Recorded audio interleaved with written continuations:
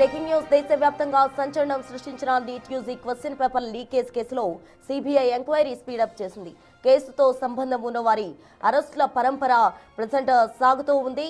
Neat paper leakage లో కీలకంగా వ్యవహరించిన మహారాష్ట్రలోని లాతూర్కు చెందిన కోచింగ్ సెంటర్ నిర్వాహకుడు శివరాజ్ రఘునాథ్ మోఠేగావ్కర్ ను సిబిఐ అధికారులు అదుపులోకి తీసుకున్నారు. ఇతనితో కలిపి ఇప్పటివరకు వివిధ రాష్ట్రాల నుంచి మొత్తం 10 మంది నిందితులను అధికారులు అరెస్ట్ చేశారు.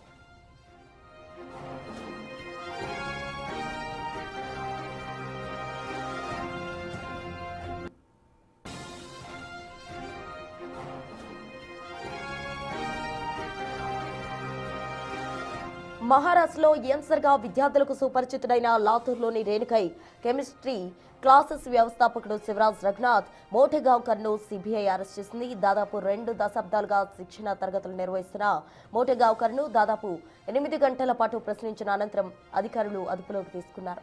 అతని ఢిల్లీ తరలించి న్యాయమూర్తి ఎదుట ప్రవేశపెట్టగా కోర్టు అతనికి 9 రోజుల సిబిఐ కస్టడీకి అనుమతించింది.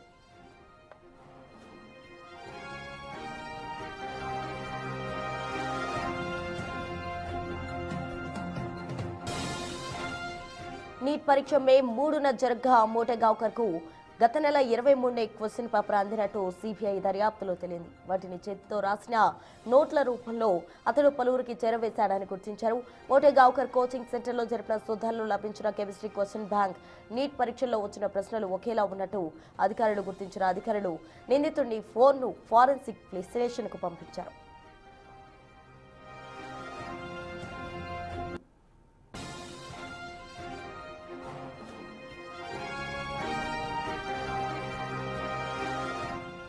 నీట్ లీకేజ్ కేసు దర్యాప్తులో షాకింగ్ విషయాలు వెలుగులోకి వస్తున్నాయి. పూణేలో బ్యూటీ పార్లర్ నడుపుకునే మనీషా వాగ్మరే అనే బ్యూటీషియనే ఈ లీకేజ్ వ్యవహారంలో కీలక సూత్రధారి అని సిబిఐ ప్రకటించింది. ప్రశ్నపత్రం తయారీలో ప్రమేయం ఉన్న బయాలజీ లెక్చరర్ మనీషా మందారేతో చేతులు కలిపిన వాగ్మరే పేపర్ లీక్ చేయించినట్టు గుర్తించారు. ఎన్టీఏతో సంబంధం ఉన్న కెమిస్ట్రీ లెక్చరర్ పివి కులకర్ణిని కూడా వారితో చేర్చుకున్నారు. ప్రశ్నపత్రాన్ని కొనేందుకు సిద్ధంగా ఉన్న విద్యార్థులతో వాగ్మరే లక్షల్లో ఒప్పందాలు కుదుర్చుకుంది. అనంతరం తన స్నేహితుల సాయంతో గురుగ్రామ్ జైపూర్లోని ఏజెంట్లకు ప్రశ్నాపత్రం చేరవేసింది. సిబిఐ తీగలాగిన కొద్దీ డొంక కదులుతుండటంతో త్వరలోనే మరిన్ని అరెస్టులు జరిగే అవకాశం ఉంది.